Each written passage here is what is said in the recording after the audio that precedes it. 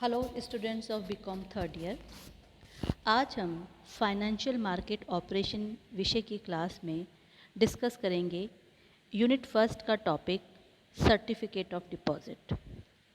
हमारी last class में हमने डिस्कस किया था जो instrument of Indian money market है उसी का एक जो टॉपिक है वो हमने डिस्कस किया था, दैट इज़ कमर्शियल पेपर्स। आज हम डिस्कस करेंगे उसी टॉपिक को आगे बढ़ाएंगे और आज का हमारा टॉपिक होगा सर्टिफिकेट ऑफ डिपॉजिट, जिसे हिंदी में बोलेंगे जमा प्रमाण पत्र।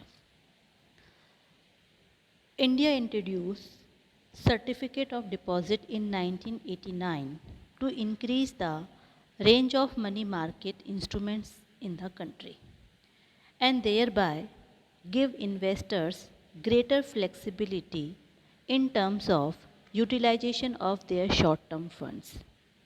भारत में जो ये जमा प्रमाण पत्र है ये 1989 को शुरू किया गया था और इसका मुख्य उद्देश्य ये था कि जो भारत का मुद्रा बाज़ार है उसमें उसकी रेंज को बढ़ाना और लोगों को एक ये सुविधा देना कि वो अपने जो शॉर्ट टर्म फंड है जो बेकार पड़े हैं उसको इन्वेस्ट कर सके और उस पर कमाई भी कर सके, तो लोगों को भी अर्निंग हो जाएगी और मनी मार्केट की रेंज भी बढ़ जाएगी।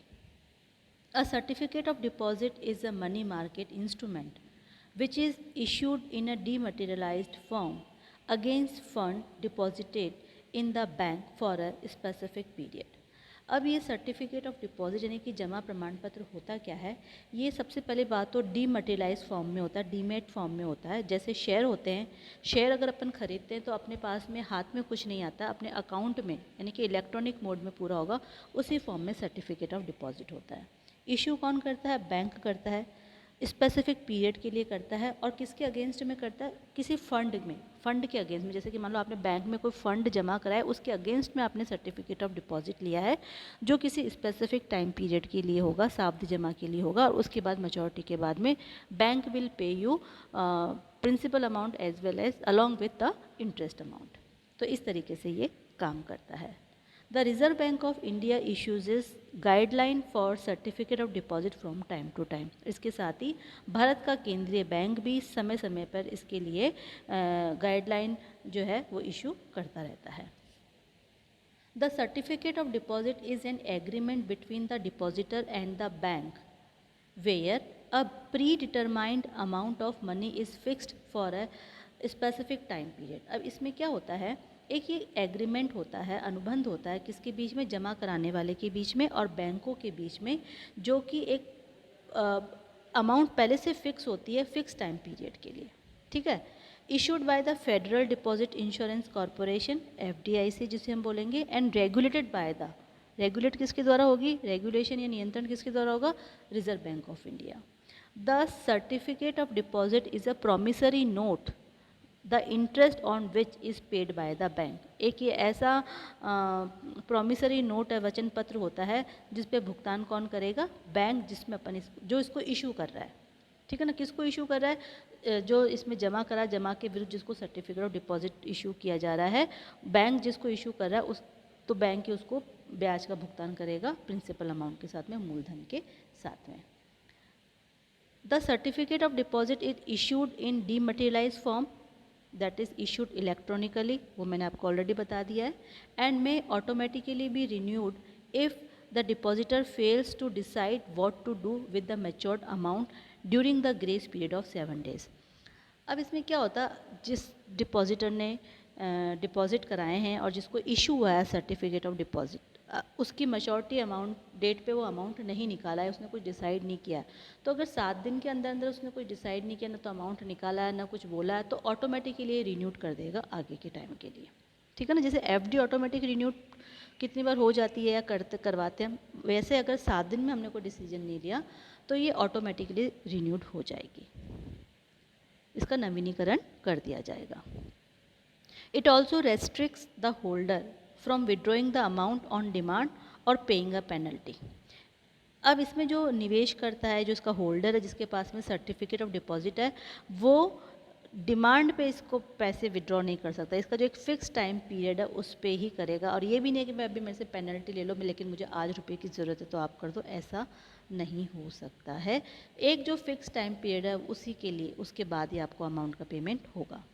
When the certificate of deposit matured, the principal amount along with the interest earned is available for withdraw. जब ये मच्योर्ड हो जाएगा तभी ये आपके जो है ब्याज के साथ उपलब्ध होगा, जिसको कि आप आहरण कर सकते हैं। Now what are the features of certificate of deposit, उसको हम डिस्कस करेंगे। पहली है एलिजिबिलिटी, क्या पात्रता है। The reserve bank of India has laid down the following specification for the lenders and the investor of the certificate of deposit. क्या क्या गाइडलाइन बता रखी है रिजर्व बैंक ऑफ इंडिया ने। दैट शेड्यूल्ड कमर्शियल बैंक्स और financial institution in India that have been granted the permission by the RBI can issue certificate of deposit, जिससे reserve bank of India ने जिन बैंकों और financial संस्थाओं, वित्तीय संस्थाओं को परमिशन दी है, केवल वही सर्टिफिकेट ऑफ डिपॉजिट इशू कर सकते हैं, जमा प्रमाण पत्र को इशू वही कर सकते हैं। सीडीज यानी कि जमा प्रमाण पत्र can only be issue to individual, companies, fund houses. किस किस को कर सकते हैं, कंपनीज को और इंडिविजुअल को हम कर सकते हैं। Cooperative banks and regional rural banks can not issue these certificate, केवल कमर्शियल बैंक्स या शेड्यूल कमर्शियल बैंक कर सकते हैं, रीजनल बैंक और cooperative bank certificate of deposit को इशू नहीं कर सकते हैं। Certificate of deposit can be issued to NRIs on non repatriable basis.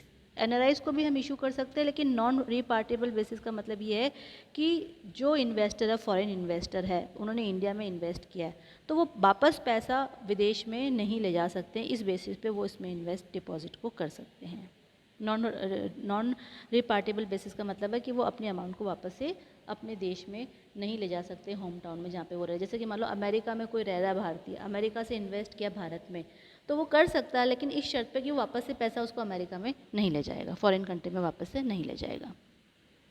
However, banks and financial institutions can not provide loans against the certificate of deposit.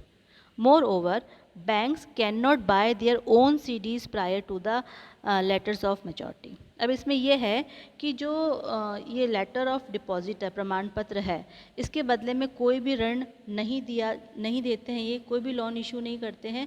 साथ ही bank अपना जो certificate of deposit है उसको भी मैच्योरिटी डेट के पहले में उसको खरीद नहीं सकता है। As per RBI, bank are bound to maintain the SLR यानी कि statutory liquidity ratio and cash reserve ratio on the price of a certificate of deposit. उनको SLR प्रतिभूत, SLR यानी कि संवैधानिक वैधानिकता अनुपात और कैश रिजर्व रेशियो यानी कि नगद कोष अनुपात को भी मेंटेन रखना जरूरी है।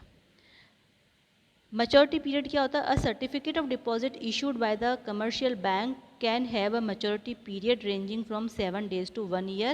For financial institution it ranges from 1 year to 3 years. Commercial bank के लिए ये क्या है?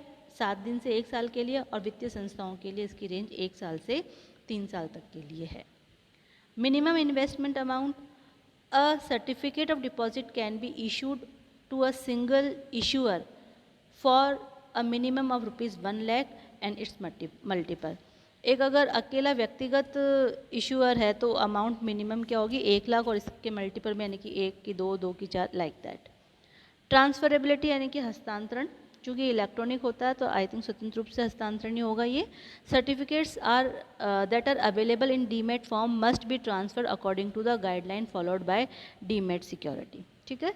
वाइल डीमटेरियलाइज और electronic certificate can be transferred by endorsement और डिलीवरी। तो वो सर्टिफिकेट कब डिलीवरी के समय में इशूड सर्टिफिकेट कैन भी ट्रांसफ़र कर सकते हैं, यानी कि इसका हस्तांतरण स्वतंत्र रूप से किया जा सकता है, जैसे अपन शेयरों का हस्तांतरण करते हैं। Non availability of loan, since these instrument do not have any lock in period, bank do not grant loan against them. इनके विरुद्ध बैंक कोई भी ऋण नहीं दे सकता है। In fact banks can not even buy back certificate of deposit before maturity. जो परिपक्व अवधि है उसके पहले इनको पुनः खरीद भी नहीं सकता, ना इनके विरुद्ध किसी भी प्रकार का ऋण देने की इनको अनुमति है। तो जमा प्रमाण पत्र के बदले में कोई ऋण नहीं लिया और दिया जा सकता है, न ही इसका अभिगोपन यानी कि अंडरराइट किया जा सकता है इसको। Discount offered, certificate of deposit is issued at a discounted rate on the face value। ये मुख्य रूप से जो डिस्काउंटेड रेट है उस पर इशू किए जाते हैं। More over bank and financial institutions can also issue certificate of deposit on a floating rate basis. जो फ्लैक्सी रेट है, जो प्रतिदिन बदलती हुई दर है, उस दर पे भी उसको जारी कर सकते हैं। जो बट्टा की दर है वो परिवर्तित भी हो सकती है, फिक्स्ड भी हो सकती है, ये डिपेंड करेगा बैंक किस पे इसको जारी करेगा। तो आज हमने डिस्कस किया है सर्टिफिकेट ऑफ डिपॉजिट, जो कि इंस्ट्रूमेंट है इंडियन मनी मार्केट का। इसके पहले वाले लेक्चर में हमने डिस्कस किया था कमर्शियल पेपर्स को, और आगे आने वाले लेक्चर में हम डिस्कस करेंगे instrument of Indian money market के अगले पॉइंट को, जो कि है inter bank participation. Thank you.